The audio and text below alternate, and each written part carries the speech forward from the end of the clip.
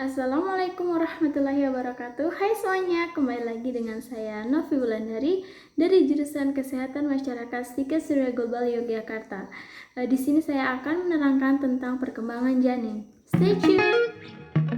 Oke, langsung saja ke minggu yang pertama, yaitu kehamilan pada minggu pertama, yaitu setelah terjadinya pembuahan. Yang mana pembuahan itu sendiri adalah bertemunya sel sperma dengan sel telur.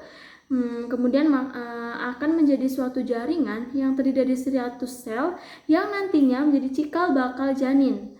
Setelah itu, setelah membelah dan memperbanyak sel, calon bayi akan menempel pada rahim, yaitu untuk tumbuh kembangnya suatu janin. Selanjutnya untuk minggu yang kedua, yaitu sel yang dimiliki embrio sebanyak kurang lebih 150 sel akan membentuk lapisan-lapisan yang nantinya menjadi beberapa organ dan beberapa tubuh si bayi, seperti otot, jantung, saluran pencernaan, tulang, sistem reproduksi, dan juga sistem syaraf. Kemudian untuk minggu yang ketiga, ini adalah minggu ketiga, yang mana embrio itu berhasil menempel dengan sempurna pada rahim. Kemudian pada minggu ketiga ini juga lapisan terluar pada embrio ini akan membentuk plasenta, dan ukuran pada minggu yang ketiga ini, ukuran embrio itu masih sangat kecil, yaitu kurang lebih 1,5 mm. Selanjutnya untuk minggu yang keempat, pada minggu keempat ini jantung sudah terbentuk dan sudah berfungsi. Kemudian pembuluh darah sudah memiliki aliran darahnya sendiri, serta sudah mulai terbentuk tangan dan kaki. Kemudian pada minggu yang kelima ini tangan bayi sudah mulai tumbuh, namun masih rata, tanpa adanya jari-jari. Kemudian struktur dasar otak dan sistem syaraf pun sudah terbentuk. Sedangkan untuk mata, telinga, dan mulut baru akan dibentuk. Dan ukurannya embrio pada minggu yang kelima ini berkisar kurang lebih itu sebesar 7 mm. Kemudian untuk minggu yang keenam, ini ukuran embrio ini kira-kira sudah sebesar kacang polong. Kemudian kaki pun sudah tumbuh walaupun jari-jari itu belum tumbuh. Kemudian sistem pencernaan baru akan tumbuh. Sementara untuk bibir dan mulut dan langit-langit sudah tumbuh. Kemudian kepala dari embrio sudah mulai terlihat walaupun ukurannya masih sangat kecil, dan terlihat bahwa mata sudah berkembang. Kemudian untuk minggu yang ketujuh ini embrio itu memiliki ukuran kurang lebih 19 mm, yang mana paru-paru baru akan dibentuk, jari sudah mulai terlihat, dan otot serta sistem syaraf sudah mulai bekerja dengan baik.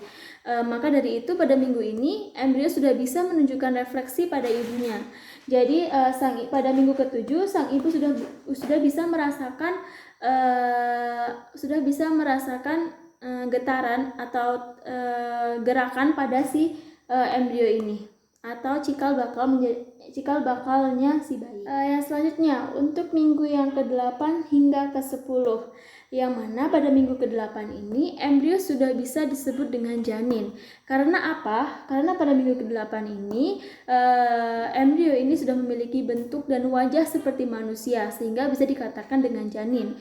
Kemudian untuk kelopak mata dan hidung sudah mulai terbentuk, dan plasenta pun sudah mulai berkembang. Dengan si janin ini dikelilingi air ketuban yang terbentuk dari pembuluh darah si ibu.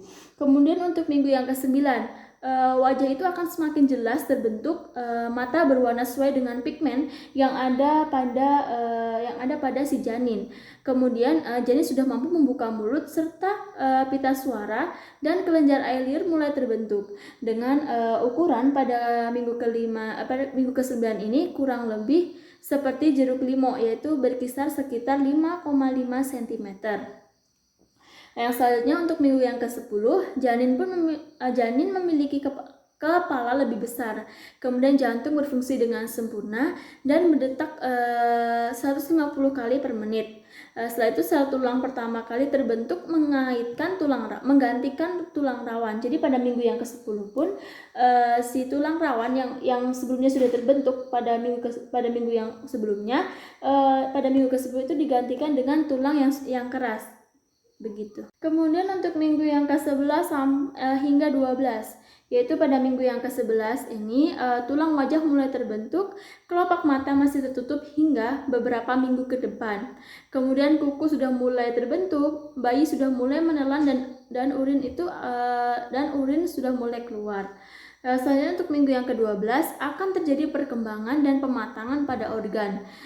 Tulang belakang janin sudah berubah menjadi tulang keras. Kemudian untuk minggu ke-13 sampai 17, yang mana pada minggu ini berat si janin itu sudah sebesar 57 sampai 113 gram dan panjangnya itu sekitar 10 sampai 13 cm dan sudah terlihat jenis kelaminnya.